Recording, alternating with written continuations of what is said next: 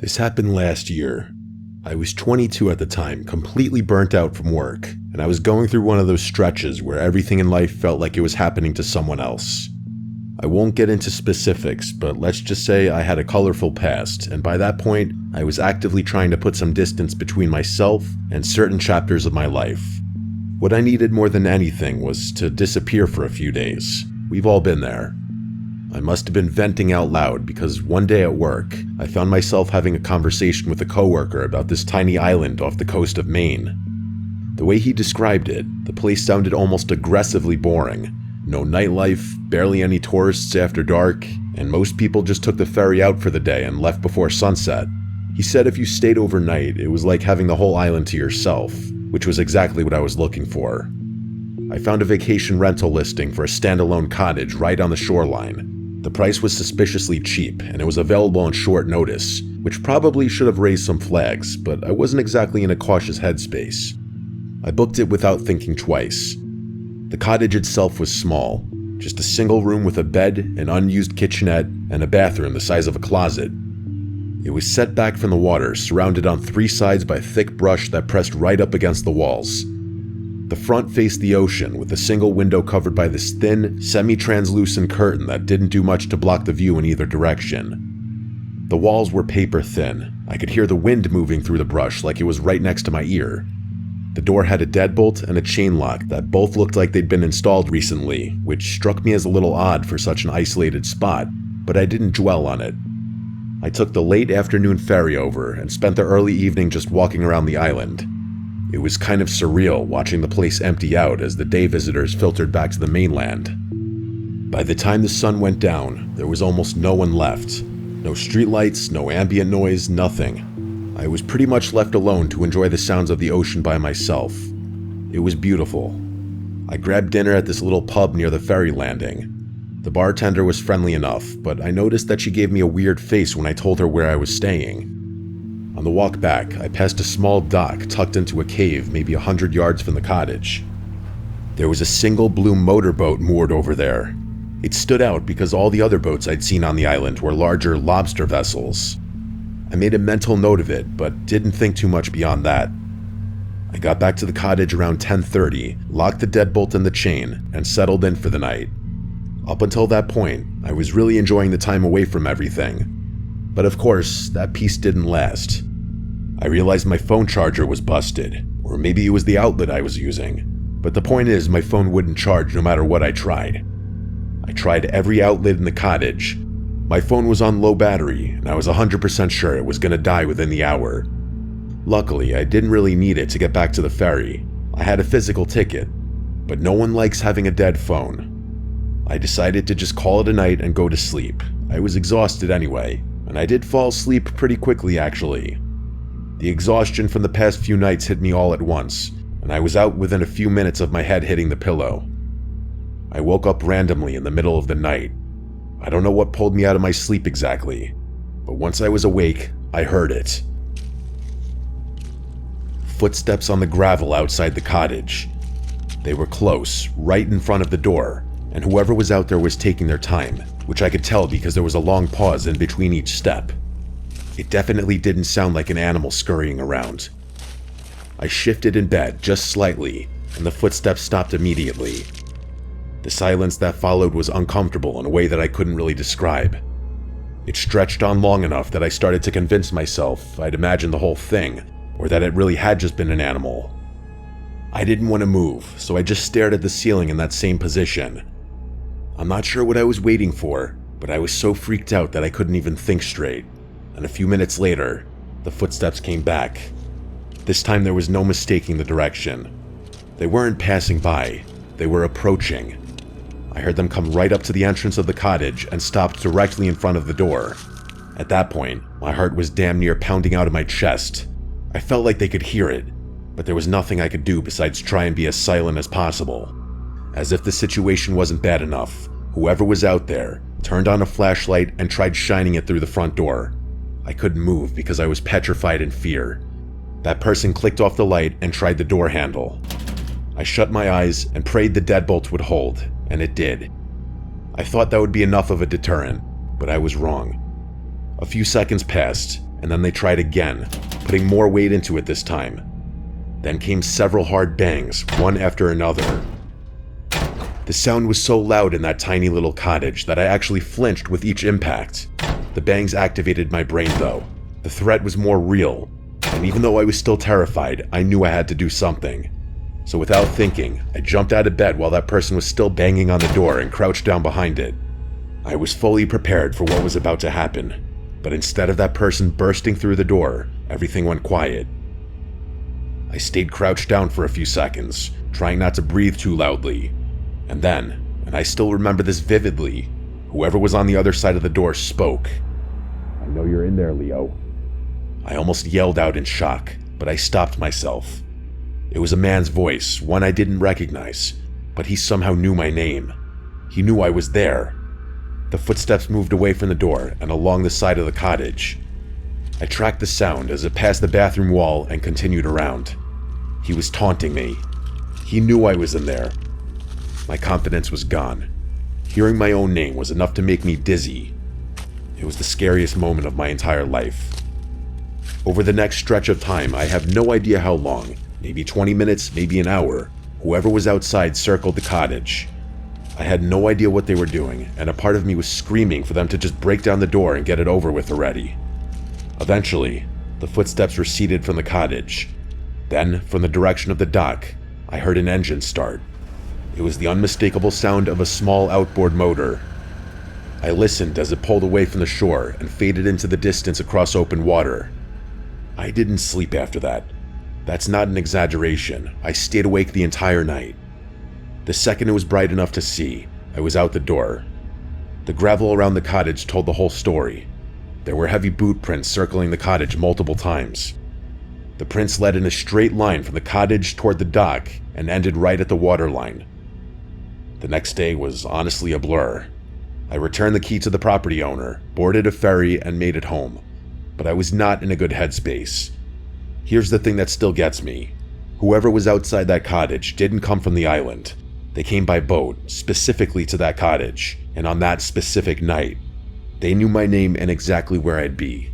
The thing is, I have absolutely no idea how they could have tracked me down. I confronted my coworker about it a few days later, the one who told me about that island in the first place, and he swore up and down he hadn't told anyone about my trip. And honestly, I believed him. He looked genuinely freaked out when I told him what happened. I mentioned earlier that I have a colorful past. I'm not going to get into the details, but let's just say, I'm not exactly shocked that someone out there might want to find me. What I still can't wrap my head around is, how did someone track me to some random island off the coast of Maine? How did they know which rental I'd booked, and on which night? How long had they been watching me before any of this? I don't have any answers to any of those questions, and the worst part is, I still work the same job and live in the same place. Nothing has changed since then, but I have no reason to believe things are over.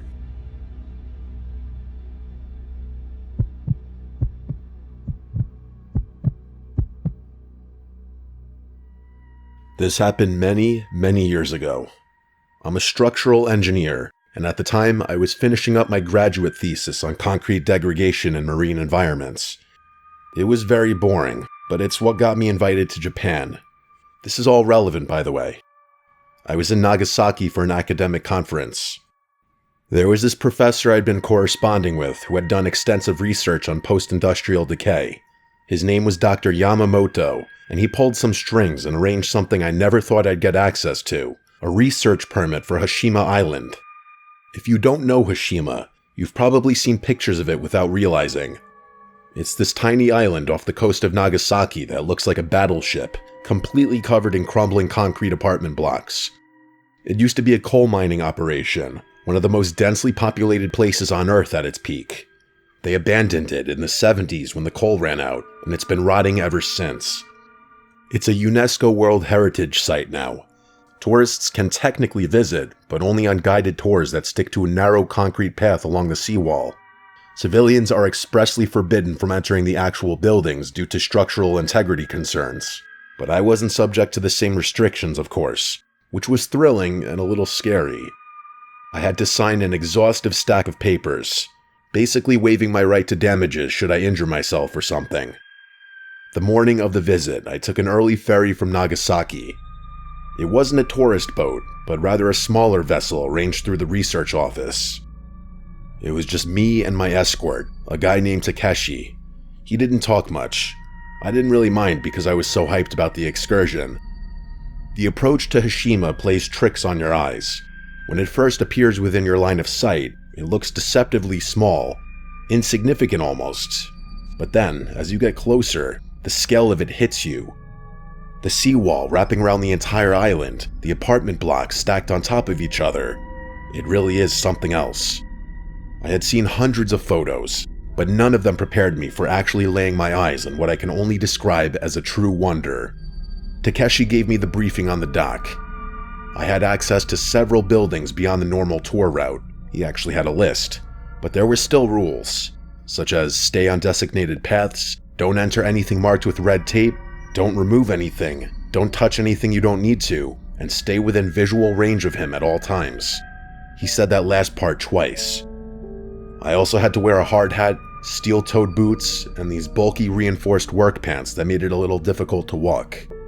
Despite all the excess gear, the first couple hours were amazing. I was taking photos, taking notes, completely in my element. Takeshi followed at a distance, occasionally glancing at his watch.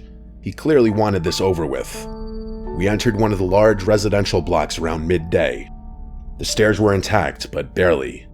You could see daylight through the gaps in the landing. Takeshi waited on the ground floor while I went up, which I thought was a little strange given his whole stay within visual range speech, but I wasn't going to argue. It was kind of irritating having him follow me around anyway. I was on the 4th floor examining a section of wall where the concrete had completely separated from the rebar underneath when I noticed something off. The dust patterns were wrong. There was dust everywhere, obviously decades of it, but there was this path through it, like someone had been walking this route regularly.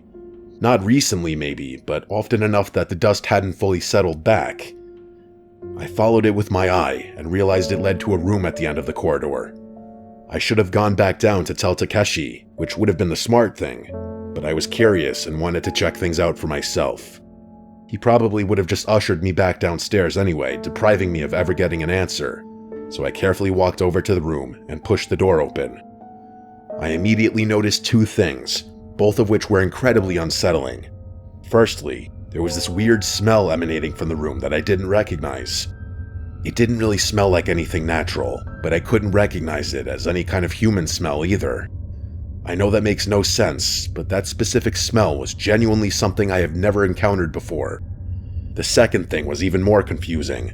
The wall I touched was hot, or at least noticeably warmer than any of the other surfaces I'd felt on the island. I stood there for maybe 30 seconds trying to process it. You might be thinking the warmth was probably due to sun exposure, and yeah, that makes perfect sense. That's what I was thinking too, even though there weren't any gaps in the ceiling. And I figured the smell could have been animals, even though I wasn't aware that any animals even lived on Hashima. I went back down and mentioned it to Takeshi.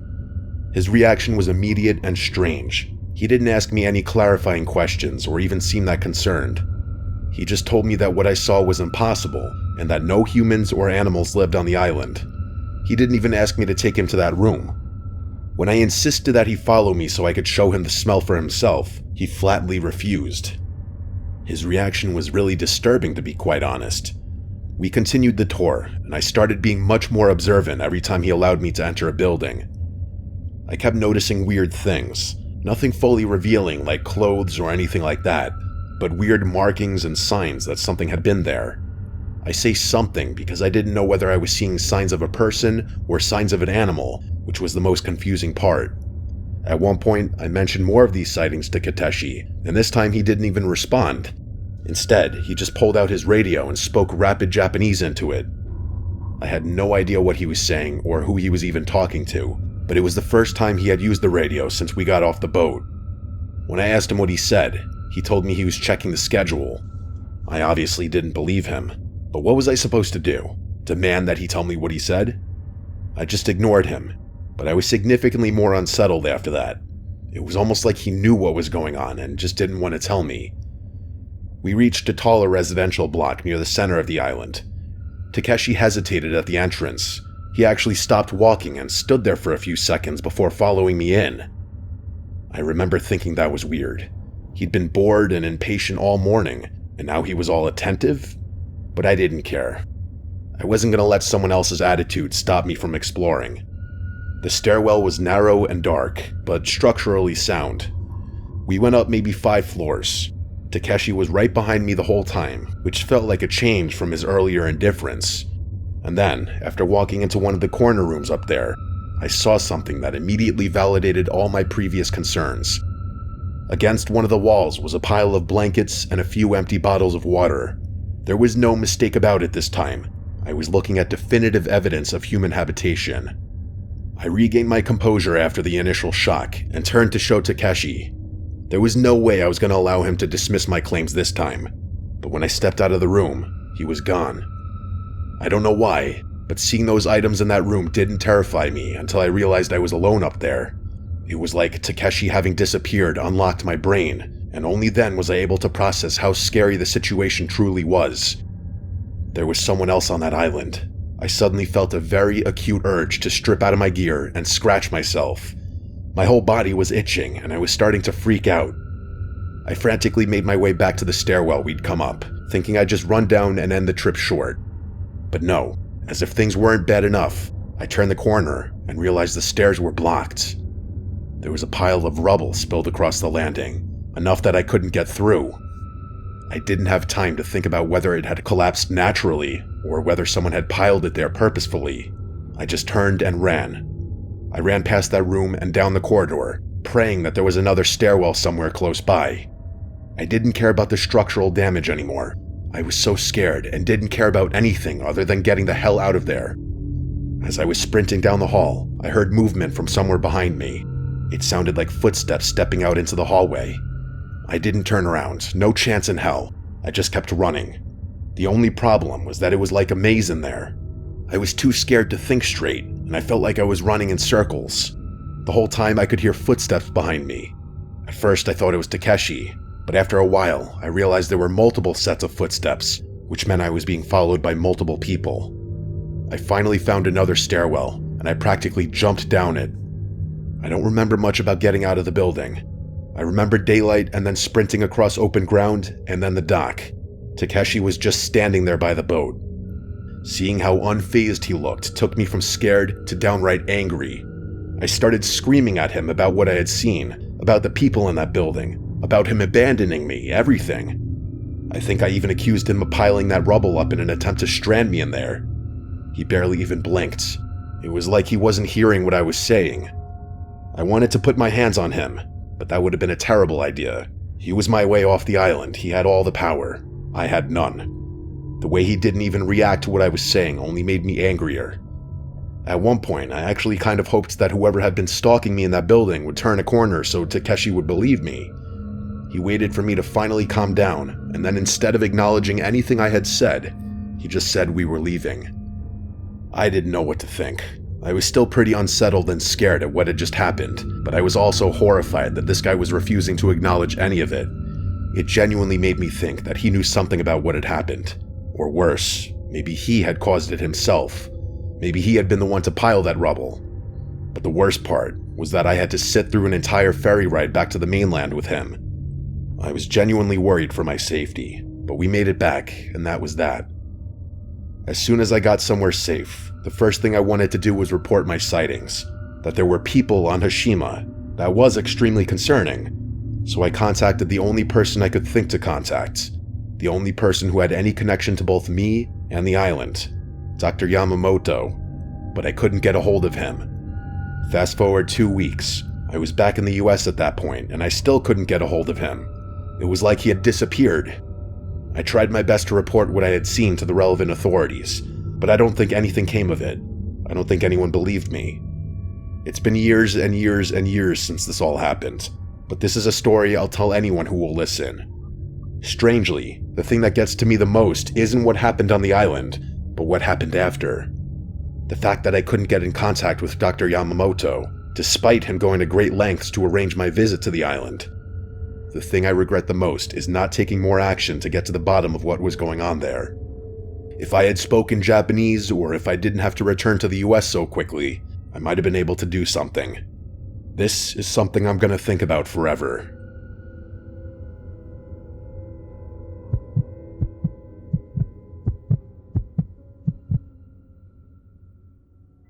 This happened a long time ago. I'm talking 10 plus years.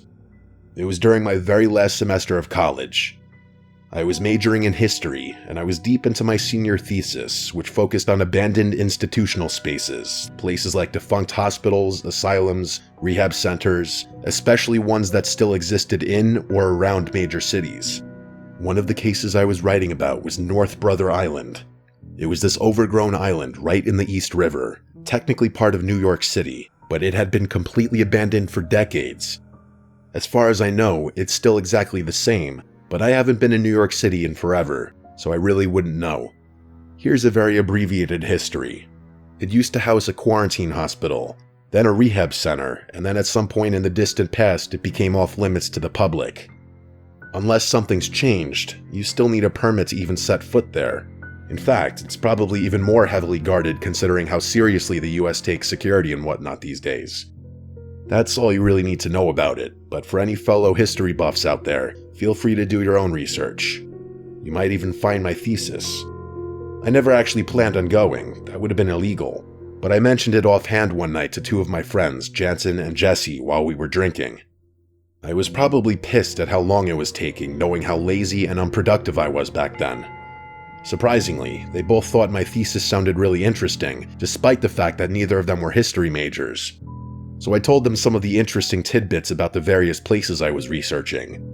The moment they realized one of the places was quite literally tucked away in the very city we were sitting in, they were hooked. Jansen and Jesse, and I guess myself by extension, were really into that whole urban exploring, edgy vibe back then.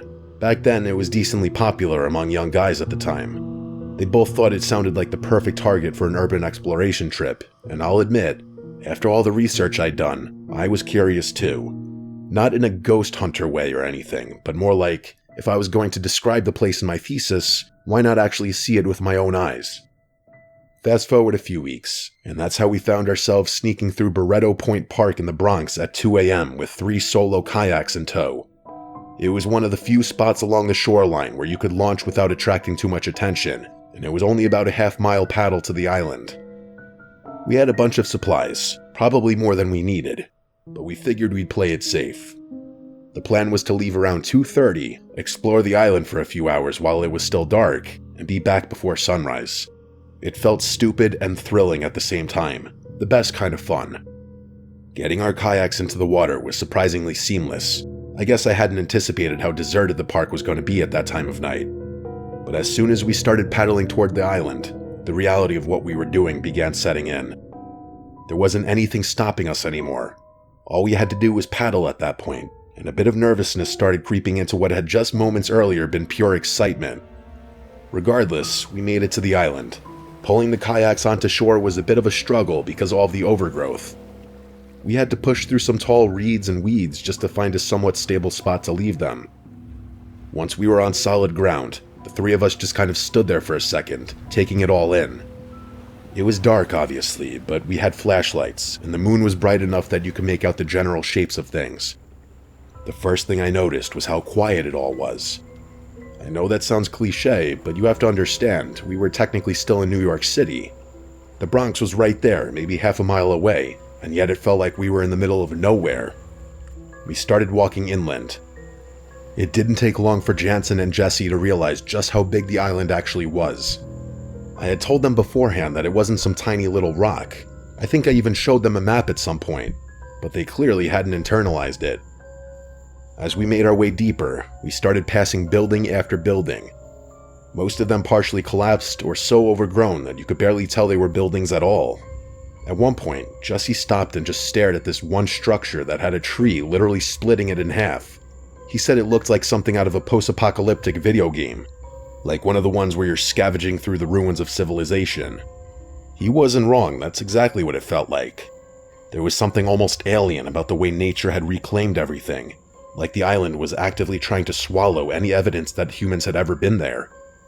I remember thinking that if I didn't know better, I'd assume the place had been empty for centuries, not decades. We explored a few of the more intact buildings, shining our flashlights into rooms that hadn't seen visitors in God knows how long. Most of them were empty, but in one of the larger buildings, Jansen found something on the ground near a doorway, a half-empty can of spray paint. He immediately wanted to use it, and Jesse was on board.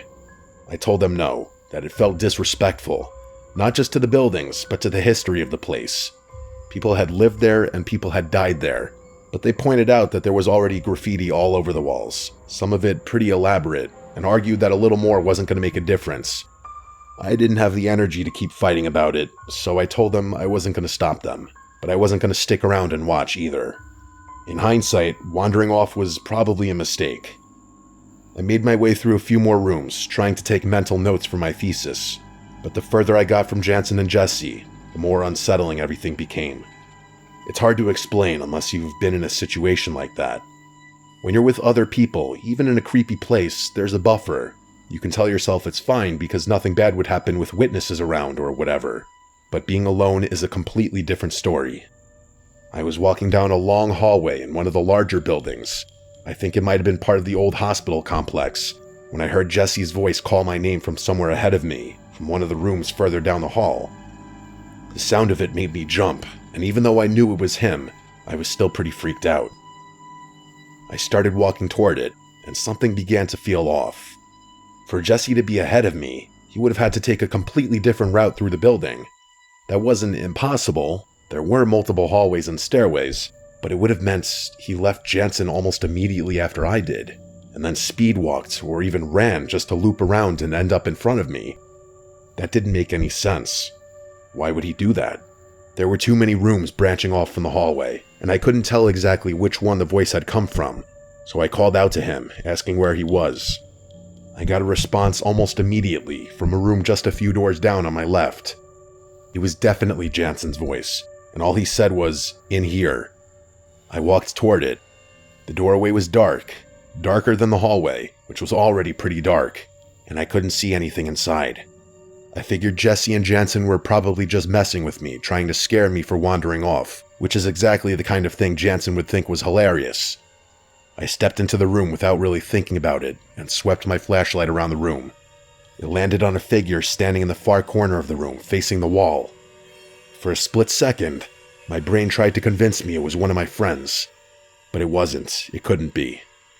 Whoever this was, they were really tall, easily 6.5 feet, maybe more. Neither Jansen nor Jesse were anywhere close to that height. I can't express how scary seeing that figure was. I screamed. I couldn't help myself. I ran out of that room as fast as I could. I didn't care about being quiet anymore. I was yelling for Jansen and Jesse to run as loudly as I could. I've never been more scared in my life. I felt like whoever had been in that room was going to catch me, or something else would jump out from one of the many pitch-black rooms I was running past. I found my friends near where we'd originally split up. When they saw me sprinting toward them, they just started running too. We didn't stop until we reached the kayaks. Once we caught our breath, I told them everything. They didn't believe me at first, which I completely understood. If Jansen had told me the same story, I would have assumed he was messing with me. But I pleaded with them to believe me, that I wasn't making it up, and after a minute or so, they actually started to look more scared than me. We decided to just leave. Whatever we'd come to see, it wasn't worth sticking around after that.